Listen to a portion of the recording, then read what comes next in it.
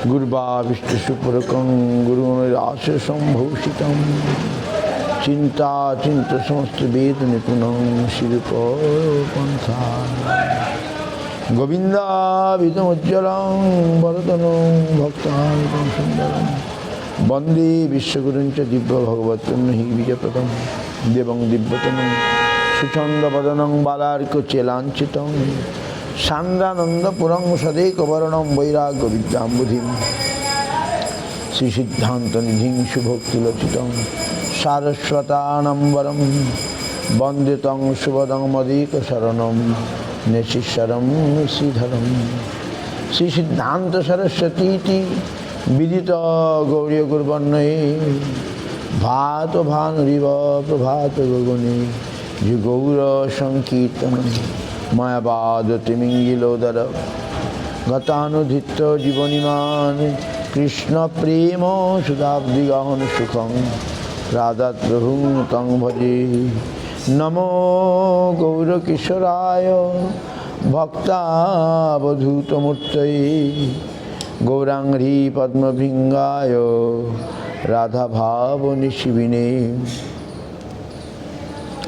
वन्दे भक्तिविनोदं श्रीगौरशक्तिस्वरूपकं भक्तिशास्त्रकसम्राजं राधारससुधानिधिं गौरव्रजाश्रिताशेषै वैष्णवैर्वन्दे विग्रहं जगन्नाथ प्रभुं वन्दे प्रेमाब्धिं वृद्धवैष्णवं वाञ्छाकल्पतरुभ्यश्च कृपा सिन्धुभ्येव च पतितानां पावनेभ्यो वैष्णवेभ्यो नमो नमः पञ्चतत्त्वात्मकं कृष्णं भक्तरूपस्वरूपकं भक्तावतारं भक्ताख्यं नमामि भक्तशक्तिकं नमो महावदन्नाय कृष्णप्रेमप्रदायते कृष्णाय कृष्णचैतन्य नाम्ने गौरतिसे नमः।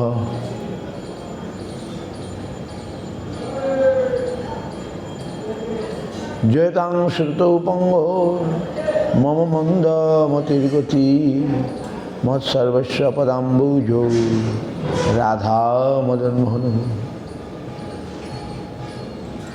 दिव्यवृन्दारण्यकल्पद्रुमाधव श्रीमद्रत्नगार सिंहासनस्थो श्रीगान्धर्वासुरगोविन्ददेव प्रेष्ठलिभिषेवमनुस्मरामि श्रीमान् रासरसारम्भी वंशीवट तटस्थित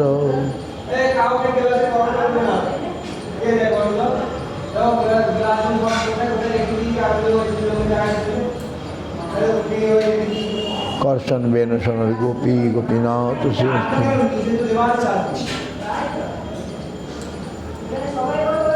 वृंदाई तुलसीदेव प्रियाई केशवस्य कृष्ण भक्ति प्रदे देवी सत्यवत्यै नमो नमः।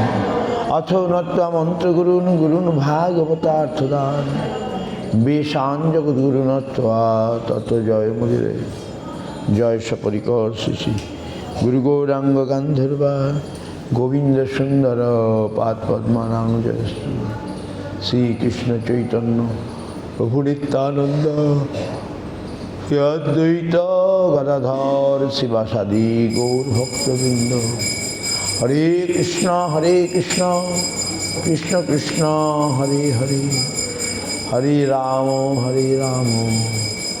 राम राम हरे हरे।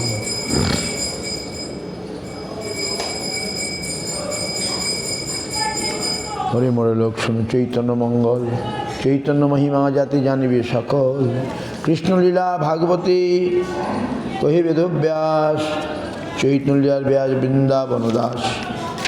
वृंदावन दास कइल चैतन्य मंगल যাহার শ্রবণে নাশে সর্বমঙ্গল।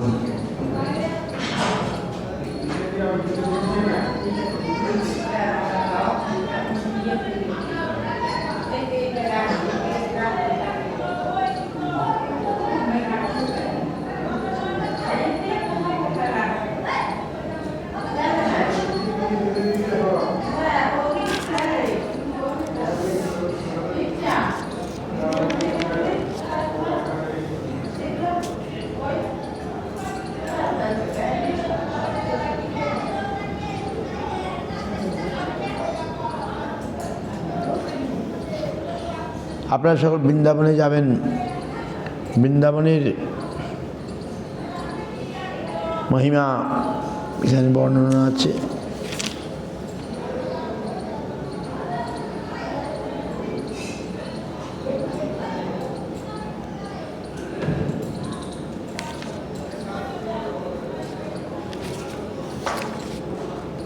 বৃন্দাবন অষ্টকম। শ্রীকৃষ্ণের মুরলীকল শ্রবণে উৎফুল্লিত চিত্তে গোপীগণ কর্তৃক যাহার কদম্বাদি কুঞ্জমতি পূরিত হইয়াছে, কালিন্দী গিরিনন্দিনী যমুনা দেবীর পদবৃন্দে সঞ্চালক সন্ধ্যা যাহার স্বরূপ হয়েছে, সেই বৃন্দাটবী অর্থাৎ বৃন্দারণ আমার আশ্রয় হন।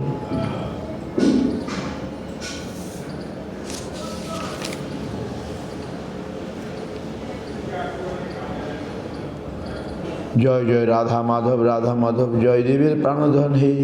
জয় জয় রাধা মদন গোপাল, রাধা মদন গোপাল সীতানাথের প্রাণধন হে। জয় জয় রাধা গোবিন্দ, রাধা গোবিন্দ রাধের উপগোস্বামীর প্রাণধন হে। জয় জয় রাধা মদন মোহন, রাধা মোহন রাধে সনাতনের প্রাণধন হে। জয় জয় রাধা গোপীনাথ, রাধা গোপীনাথ রাধে পণ্ডিতের প্রাণধন হে। জয় রাধা দামোদর, রাধা রাধে জীব গোস্বামীর প্রাণধন হে। জয় জয় রাধা রমন, রাধা রমন রাধে গোপাল ভট্টের প্রাণধন হে। জয় জয় রাধা বিনোদ, রাধা বিনোদ রাধে লোকনাথের প্রাণধন হে। জয় জয় রাধা শ্যাম সুন্দর, রাধা সুন্দর রাধে শ্যামানন্দের প্রাণধন হে। জয় জয় রাধা গিরিধারী, রাধা গিরিধারী রাধে রাজ গোস্বামীর প্রাণধন হে। জয় জয় রাধা বঙ্কবের, রাধা বঙ্কবের রাধে হরিদাস গোস্বামীর প্রাণধন হে। জয় রাধা বল্লভ, রাধা রাধে হরিবংশ গোস্বামীর প্রাণধন হে। জয় রাধা শ্রীনাথজি, রাধা শ্রীনাথজি রাধে মাধবেন্দ্রপুরীর প্রাণধান হে। জয় জয় রাধা কৃষ্ণচন্দ্র, রাধা কৃষ্ণ রাধে লালাবাবুর প্রাণধন হে। জয় জয় রাধা ব্রজমোহন, রাধা ব্রজমোহন রাধে ঠাকুর মহাশয়ের প্রাণধন হে। জয় জয় রাধা জগন্নাথ, রাধা জগন্নাথ রাধে ইন্দ্রদুম্নের প্রাণধন হে। জয় রাধা বৃন্দাবন চন্দ্র, বৃন্দাবন চন্দ্র রাধে কবিরাজ গোস্বামীর প্রাণধন হে। জয় জয় রাধা ছল চিকনিয়া, রাধা ছল চিকনিয়া রাধে ভূগোল গোস্বামীর প্রাণধন হে। জয় জয় রাধা গোকুলানন্দ, রাধা গোকুল রাধে বিশ্বনাথ চক্রের প্রাণধন হে। জয় জয় রাধা প্রেম ভিখারী, রাধা প্রেম ভিখারী রাধে স্বরূপ দাসের প্রাণধন হে। জয় রাধা রাজবেরী, রাধা রাজবেরী রাধে ব্রজ গোপীগণের প্রাণধন হে। জয় রাধা গোষ্ঠবের, রাধা গোষ্ঠবের রাধে রাধা রাখালগণের প্রাণধন। জয় রাধা বংশীধারী, রাধা বংশীধারী রাধে রসিকানন্দের প্রাণধন হে।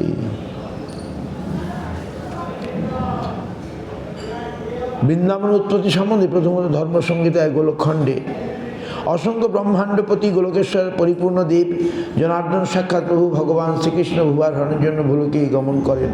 তিনি শ্রীমতী রাধারানীকে বললেন, প্রিয়ে হে ভীরু, তুমিও ভূতলে গমন করো। সে রাধারানী বললেন, যে স্থানে বৃন্দাবন নাই, যমুনা নদী নাই, গিরিগোবর্ধন নাই, সেই স্থানে যাইতে আমার মন প্রসন্ন নহে। অতএব হরি স্বয়ং নিজ ধাম হইতে 84 ক্রোশ ভূমি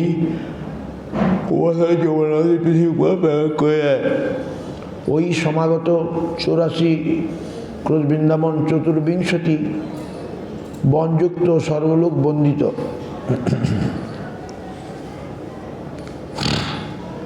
শ্রীকৃষ্ণের এক দুটি ছিলেন বৃন্দা। এই বৃন্দার নাম শুনে বৃন্দাবন উৎপত্তি। তথাই বৃন্দার বর্ণতপ্ত কাঞ্চনে কান্তি হইতে পরম মনোহর, বস্ত্র নীলবর্ণ মুক্তমালা, পুষ্প বিরাজিত পিতা চন্দ্র ভানু, মাতা ফুল্লরা, পতি মহিপাল, ভগিনী মঞ্জরী বৃন্দা সর্বশ্রদ্ধায় বৃন্দাবনে বাস করেন। তিনি নানা খেলিরা বৃন্দা বৃন্দারিকা মেলা মূলায়াদির দূতিকা, তিনি সমস্ত কুঞ্জাতি সংস্কার অভিজ্ঞ বৃক্ষা আয়ুর্বেদে পণ্ডিতা, স্থাবরজঙ্গম তাহার অধীনে সমস্তকে বশে রাখিতে পারে। দুইজনের স্নেহে নির্ভয় হইয়া গৌরাঙ্গ এবং বিচিত্র বসন শৃঙ্গারের জন্য বৃন্দা শ্রেষ্ঠ।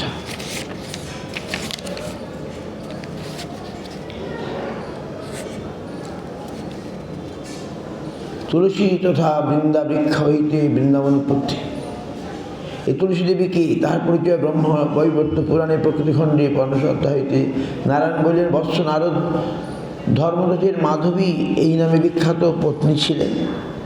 গন্ধমাদন উভয়ের সুরত কর্মের ফলে শ্রী তুলসী দেবীর জন্ম লাভ হয়।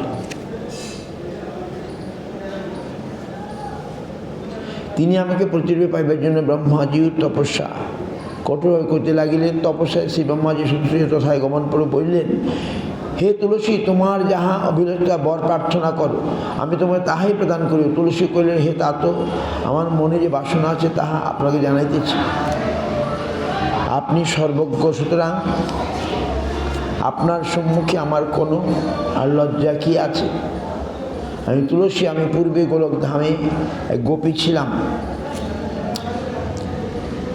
আমি শ্রীকৃষ্ণের প্রিয় কিঙ্করী। একসময় আমি গোবিন্দের সহিত ক্রীড়ায় আসক্ত হইয়া অতিরিক্ত অবস্থায় মূর্ছিত হই। সেই সময় শ্রীমতী রাধারানী তথা আগমন করতো আমাকে সেই অবস্থায় দেখিয়াছে। তিনি গোবিন্দকে ভর্ৎসনা করিলেন এবং রমাবিষ্ট হয়ে আমাকে এই বলিয়া অভিসম্পাদ করিলেন যে, তুমি মানবজনিতে জন্মগ্রহণ করো। তখন শ্রী গোবিন্দ আমাকে এই কথা বলিয়া সান্ত্বনা যে, তুমি ভারতবর্ষে তপস্যা করিয়া ব্রহ্মার পরে আমার অংশ চতুর্থ নারায়ণকে প্রতিরূপে লাভ করিবে। এই কথা বলিয়া সেই দেবেশ্বর শ্রীকৃষ্ণ অন্তরিত হইলেন। আমি শ্রীমতী রাধারানীর অভিশাপে দায়িত্ব করিয়া এই ভূতলে মানব জন্ম লাভ করিয়াছি। হে ব্রাহ্মণ, আমি সেই সুন্দর বিগ্রহ শ্রী নারায়ণকে সম্প্রতি প্রতিরূপে লাভ করিতে ইচ্ছা করিয়াছি। এইরূপ পরেই আমাকে প্রদান করুন। ব্রহ্মজল, এখন তুমি শঙ্খচূড়ের পত্নীরূপে অবস্থান করিবে, কারণ সে তোমাকে প্রতিরূপে পাইবার জন্য বহুকাল তপস্যা করিয়াছে। পরে ভগবান তোমার সতীত্ব নষ্ট করিয়া শঙ্খচূড়কে বধ কর, তো তোমার মনস্কামনা পূর্ণ করিবে। আরও বলিতেছি, তুমি দৈবযুগে শ্রী নারায়ণের অভিশাপ বশত কলা দ্বারা পুত বিশ্ব পাবনে বৃক্ষরূপা হইবে। তুমি সমস্ত পুষ্পসময়ের মধ্যে প্রধানা হইয়া বিষ্ণুর প্রাণাধিকা প্রিয়া হইবে এবং তোমা বিনা সকল দেবগণের পূজা বিফল হইবে। তুমি বৃন্দাবনে বৃন্দাবনী এই নামে বৃক্ষরূপে অবস্থান করিবে। গোপিকা ও গোপগণ তোমার সেই পত্রসমূহের দ্বারা নিত্য মাধবের পূজা করিবেন। তুমি আমার বরে বৃক্ষের অধিষ্ঠাত্রী দেবীরূপে নিরন্তর গোপবেশধারী শ্রীকৃষ্ণের সেই স্বচ্ছন্দে বিহার করিবে।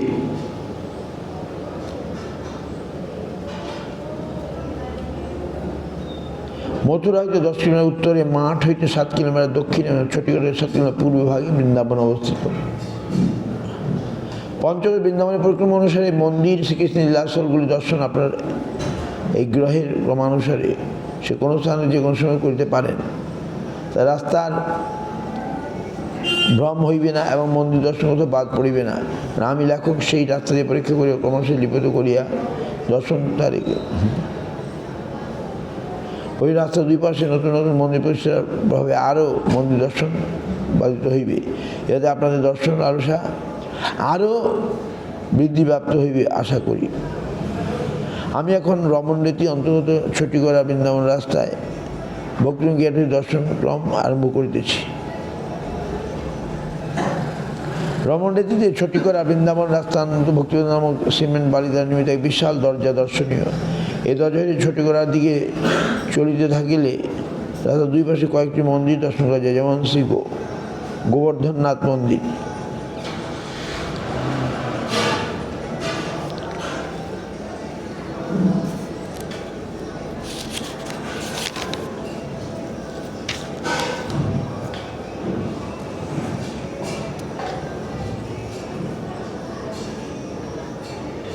গোঘাট,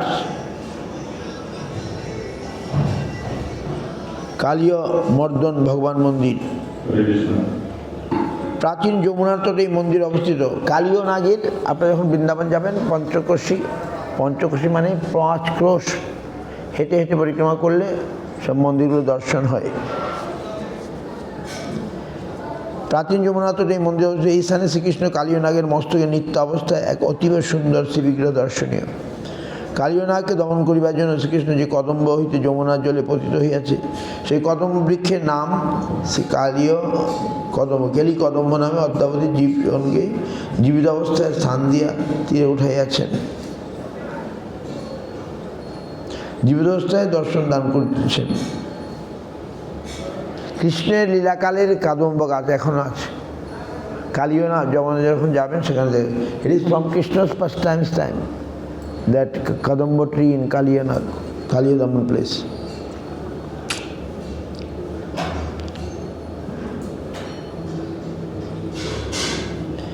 শ্রীকৃষ্ণ কালিয়নাকে দমন করিয়া যমুনা হইতে যেই স্থান দিয়ে গিয়া তীরে উঠিয়াছেন সেই স্থান কালী ঘাট নামে অদ্যাবধি দর্শনীয়। এই স্থানে ছিল প্রবোধানন্দ সরস্বতীপাদের ভজন কুটি বিরাজিত।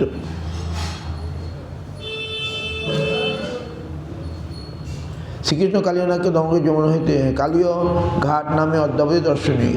এই স্থানে ছিল প্রবোধানন্দ সরস্বতীপাদের ভজন কুটি বিরাজিত। শ্রী প্রবোধানন্দ সরস্বতীপাদ পুরস্তের নাম প্রকাশানন্দ সরস্বতীপাদ ছিল। ইনি কাশী ধামান্তর্গত সুবিখ্যাত পণ্ডিত ছিলেন। তিনি ছিলেন মায়াবাদী সন্ন্যাসী। তাহার ছিল 60,000 দাণ্ডিক শিষ্য এবং মাতা সরস্বতী দেবী তাহার কণ্ঠবলে অধিষ্ঠিত ছিল। কিন্তু শ্রীমন মহাপ্রভু কৃষ্ণ লাভ করে তিনি বৃন্দাবনে আগমন করত। এই স্থানে তাদের প্রেমলীলার শাসনের মাধ্যমে সে জীবন অতিবাহিত করেন। তার এক অমূল্য গ্রন্থ বৃন্দাবন মহিমিত, এর কিঞ্চিত শ্রবণে বৃন্দাবন বাদ লালসা অবশ্যই জানিবে। সিদ্ধ জগদীশ বাবা এই স্থানে ভজন করিয়াছিলেন। এই জন্য স্থানে ভজন কুটির সমাধি মন্দির দর্শনীয়। কালিয়নাগকে দমন করিয়া শ্রীকৃষ্ণ যমুনার তটে যেই স্থানে সখা সখী পিতামাতার সহিত মিলিত হইয়াছেন সেই স্থানের নাম কালীয় দমন বন। কামং দামোদর।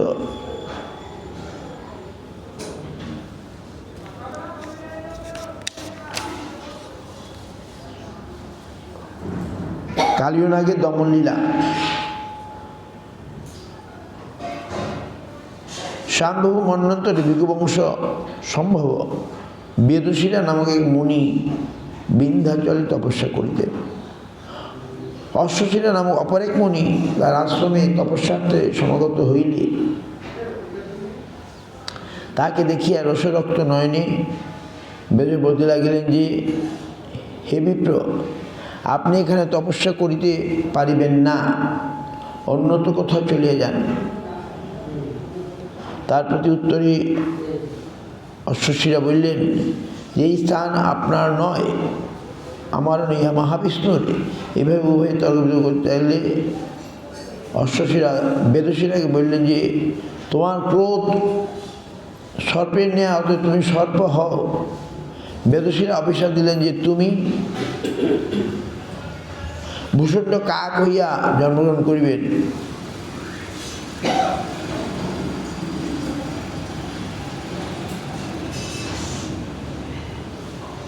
হ্যাঁ, কি হলো, বেদশিরাকে অভিশাপ দিলে তিনি সাপ হয়ে গেলেন।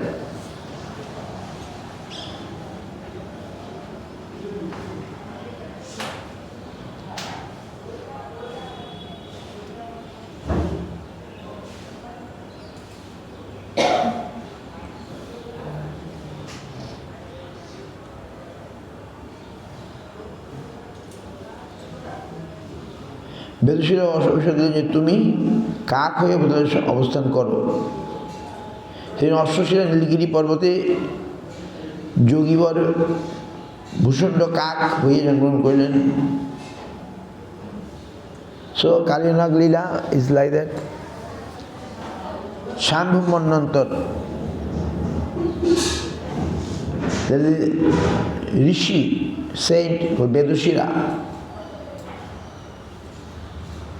He was in Vindhyachal Parvat mountain and meditating there. Then Ashwashira, another saint, came to his ashram.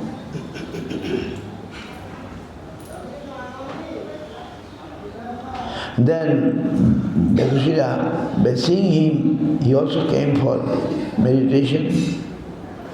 Become very angry, so you get out. This is not my place, this is Vishnu's place. So they fight, debate.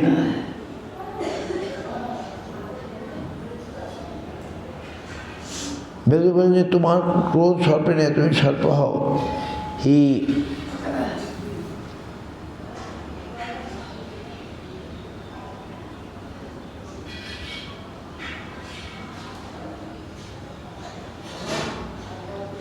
Bedushira অভিশাপ দিলেন তুমি কাক। So Bedushira got the cats from Ashwashira. Then he wanted to make him out. Then he said, you become a snake. And Vedashira also given cards, you become a crow, kak, very old, Bhushundi kak, who can remember everything. দক্ষ মহারাজ কশ্যপের কাছে তদীয় মনোহর একাদশ কন্যাকে অর্পণ করলেন। তার মধ্যে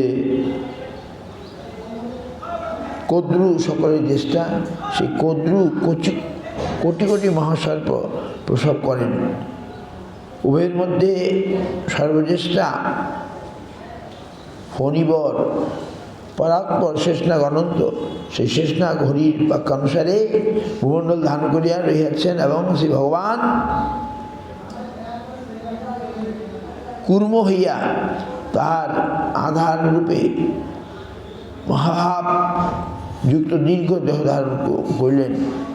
বেদশীরা ওই সকল সর্পের মধ্যে মহামণি কালীয় হইয়া জন্মগ্রহণ করিলেন। And that Vedashira become Kaliya নাগ, গর্গসংহিতা আছে। সেই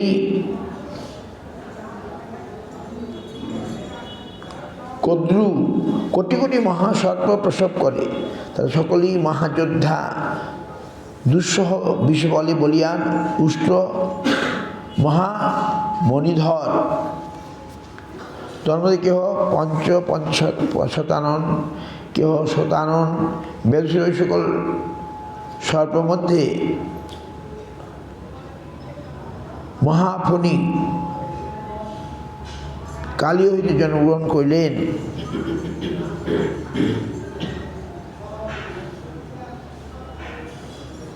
ব্রহ্মার পুত্র মারিচ, তাহার পুত্র কশ্যপ, তস্য পুত্র গরুর। এই গরুর রমণক দ্বীপে রোজ সকলে ভক্ষণ করিতেন। ভক্ষণ করিতে করিতে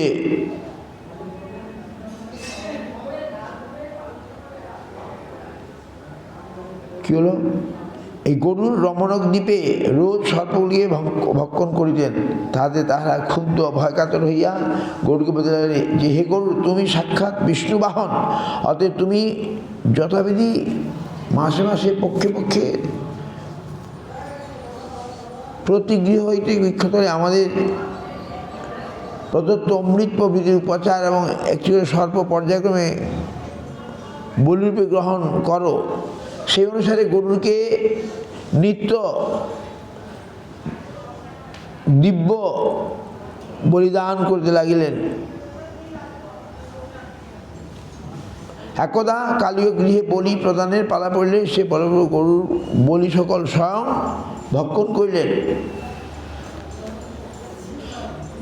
কদ্রুতনয় কালীয় বিষ ও বীর্য মধ্যে আদিষ্ট হয়ে পড়িয়াছিল, তার জন্য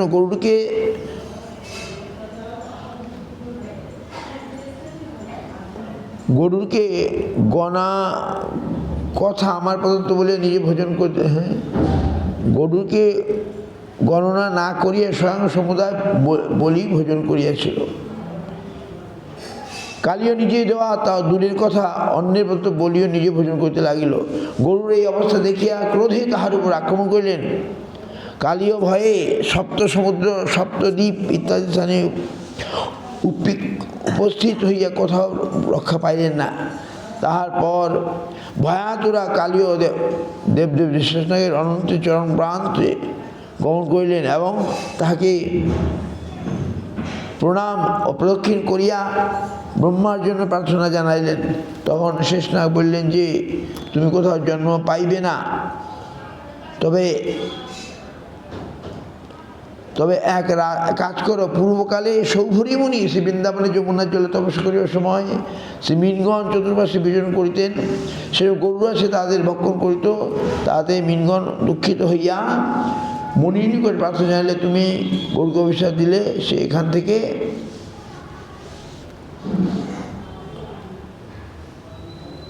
তুমি গরুকে সেই স্থানে গরুর কদাপি গমন করিবে না। যদি গমন করে তাহলে তার মৃত্যু হইবে। বা গরুরকে ওই দ্বীপে আর কি, যেখানে কালী দমন হয়েছিল বা যমুনায়, সে গরুর আসবে না, আসলে সে মারা যাবে, এরকম অভিশাপ দেওয়ার ব্যবস্থা করলেন।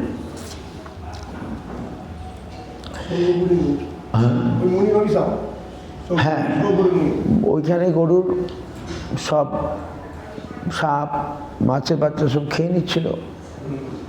তাদের অভিযোগরা হ্যাঁ হ্যাঁ ওরা জানালো কমপ্লেন। তখন এই মুনি সৌভরী মুনি সেই জলের তলে তপস্যা করছিলেন, তিনি খুব সুন্দর হয়ে গেলেন এবং তিনি অভিশাপ দিলেন যে তোমরা এখানে এটা করবে না।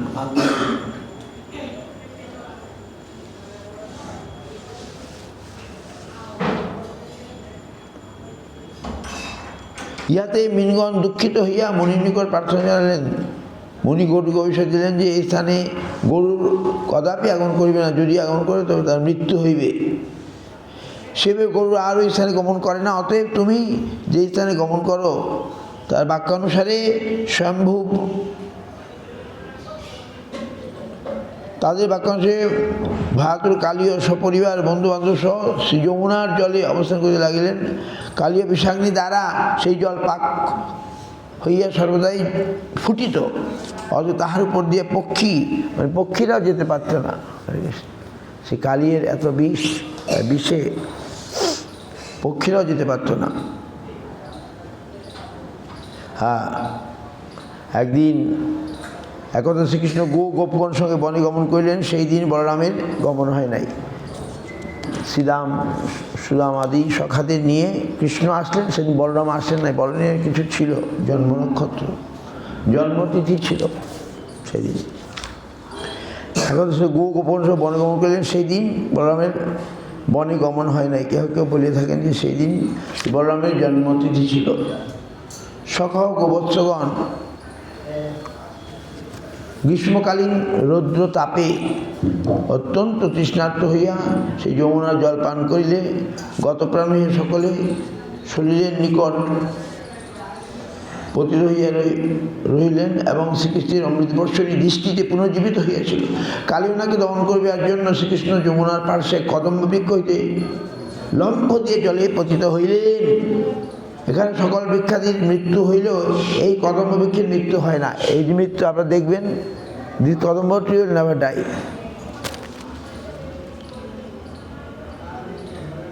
একদা কেন স্বর্গ হইতে গরুর চন্দ্রমা মানে অমৃত নিয়ে এখানে বসেছিলেন, সেই কদম্ব বৃক্ষটা মরে না।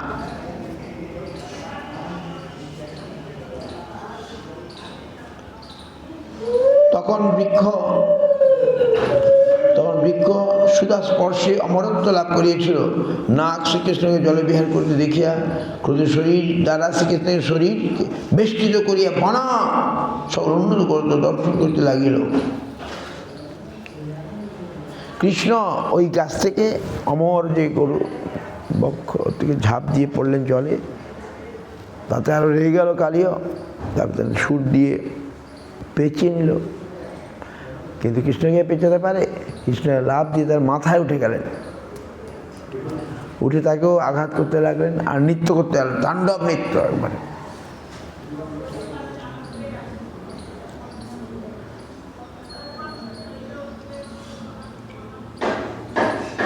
আচ্ছা, আর এদিকে ব্রজবাসীগণ যশোদা মাইয়া সব আসলেন, নন্দ মহারাজ। তারা কৃষ্ণকে সাপের পেটের মধ্যে বাধা দেখে অত্যন্ত চিন্তান্বিত হয়ে গেলেন, বলে হায় হায় কাঁদতে আরম্ভ করলেন। বলদেব বলে কোনো চিন্তা করো না, কৃষ্ণ কোনো লীলা করছেন, কৃষ্ণকে কে মারবে, তোমরা চিন্তা করো না, কৃষ্ণ আবার ঠিক বেরিয়ে আসবেন। তারপরে কৃষ্ণ বেরিয়ে আসলেন, তার ফণার উপর উঠে গেলেন, ফণার উপরে উঠে নাচতে আরম্ভ করলেন।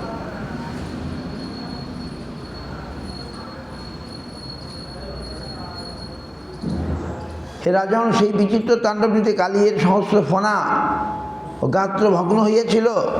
তখন সে বহুমুখে প্রচুর করিয়া রুধির বমন করতে করতে চরাচর গুরু পুরাণ পুরুষ নারায়ণকে স্মরণ করিয়া মনে মনে তাহার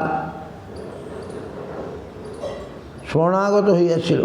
কালীর এইরূপ অবস্থা দেখিয়া শ্রীগণ পতির মঙ্গলের জন্য শ্রীকৃষ্ণ চরণে বহু প্রকার স্তুতি করিতে লাগিলেন। তাহাদের স্তুতিতে শ্রীকৃষ্ণ প্রসন্ন হইয়া বললেন যে তোমার এই স্থান ত্যাগ করিয়া পত্র করত্র বন্ধুবান্ধব সহ রমণ দিকে গমন করো। আমার পদচিহ্ন তোমার মস্তকে দেখিয়া গরুর আর তোমাকে খাইবে না। কৃষ্ণ তখন সেই কালিয়ানা করে তুমি খেতে রমণদ্বীপ, রমণদ্বীপ মানে ফিজি আইল্যান্ড, ওখানে অনেক ভারতীয় আছে, তুমি এইখানটায় খেয়ে চলে যাও বাস। বলে আমাকে চলে তো আমাকে তো গরুর খেয়ে ফেলবে। বলে না, এই যে আমার পদচিহ্ন পড়ে গেল তোমার মাথায়, আর গরু খাবে না, যাও, আমি বলে দিলাম।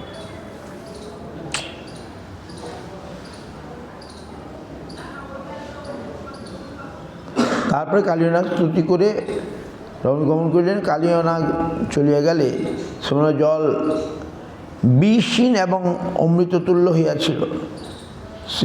শ্রীকৃষ্ণ যমুনা হইতে তীরে উঠিয়া শ্রী নন্দ মহারাজ ও সখাগণের সহিত আলিঙ্গনাদি করিয়াছিলেন। এই হ্রদের মধ্যে, এই হ্রদের মহিমা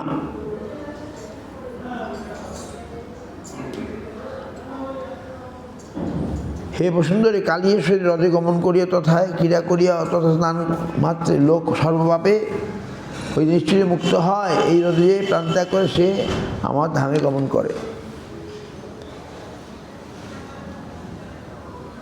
হ্যাঁ, তো সৌভরী ঋষি জলের তলায় ছিলেন, তিনি অভিশাপ দিলেন, বৈষ্ণব অপরাধ হয়ে গেল।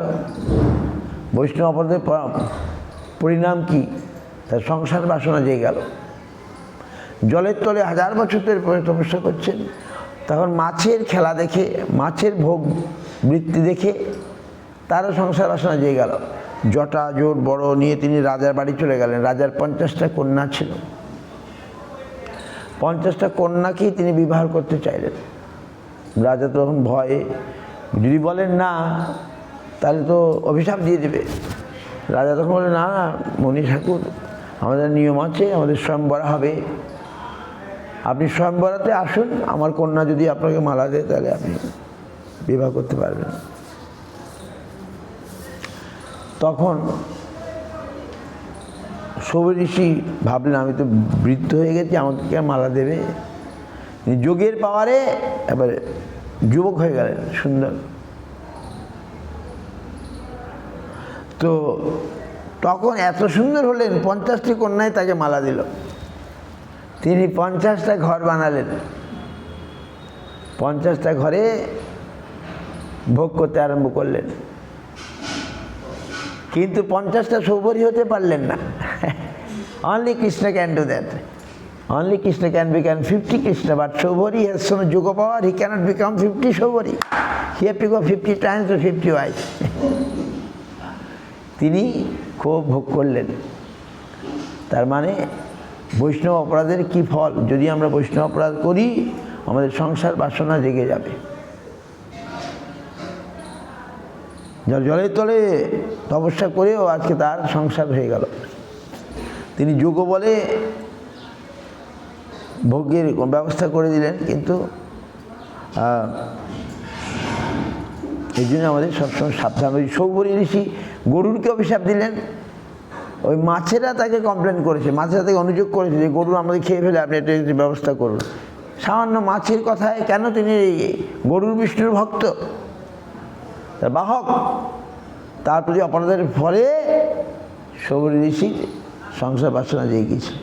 দেখুন, এই জন্য আমাদের সাবধান করে দেওয়া হচ্ছে, সাধু সাবধান। কখনো বৈষ্ণবের নামে কখনো নিন্দা সমালোচনা এসব করবেন না, করলেই আমাদের পতন হয়ে যাবে, হরিবিধান থেকে পতন হয়ে যাবে। সৌভরী ঋষি 1000 বছর ধরে জলের তলে তপস্যা করছেন, আজকে বৈষ্ণব অপরাধের ফলে এরকম তার ভোগ বাসনা চেয়ে গেল, সর্বনাশ। সুতরাং আমাদের খুব সাবধান থাকতে হবে। বৈষ্ণব অপরাধ যদি উঠে হাতি মাথা, ছিন্ডি যায় লতা তার, শুকি যায় পাতা।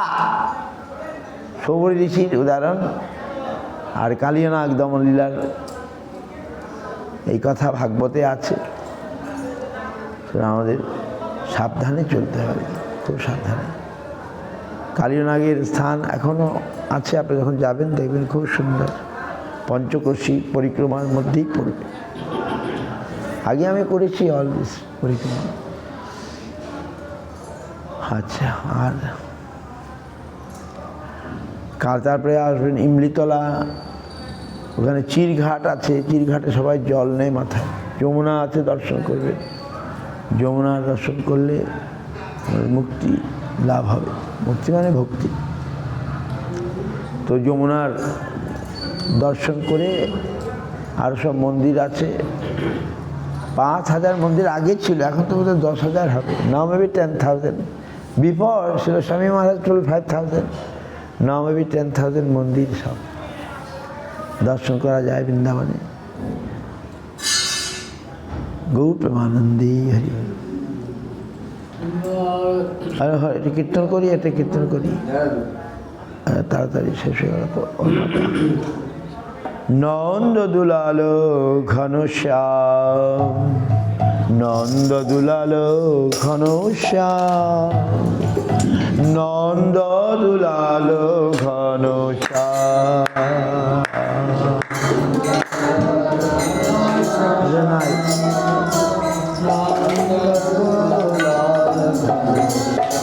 বড় বইতে আছে, বড় বইতে। নন্দ দুলালো ঘনশ্যাম, নন্দ দুলালো ঘনশ্যাম, নন্দ দুলালো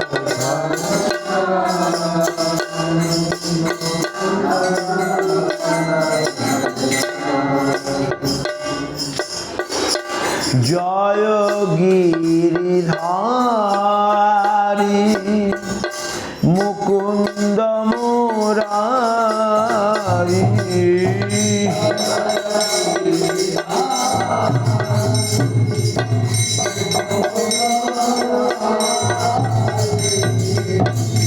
জয় গিরিধারী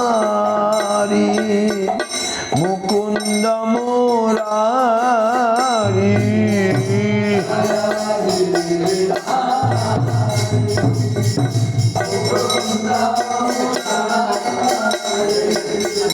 বেণুধর সুন্দর শ্যাম, বেণুধর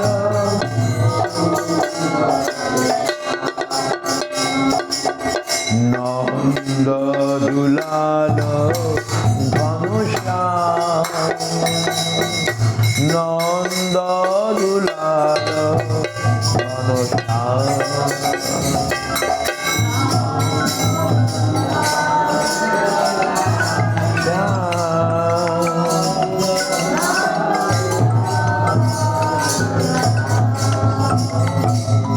অভিনব জলধর রূপ মনোহর, অভিনব রূপ শ্রী রাধা বল্লভ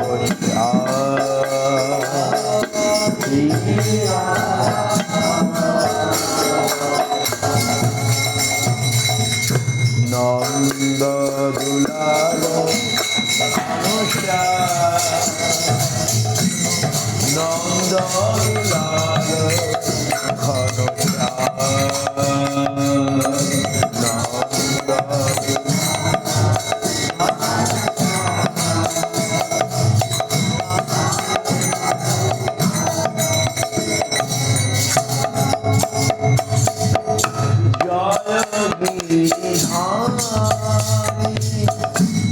মুকুন্দ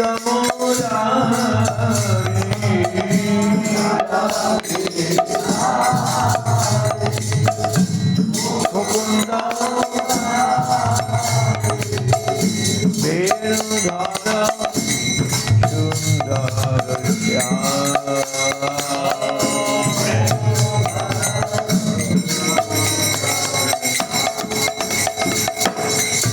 বেণুধর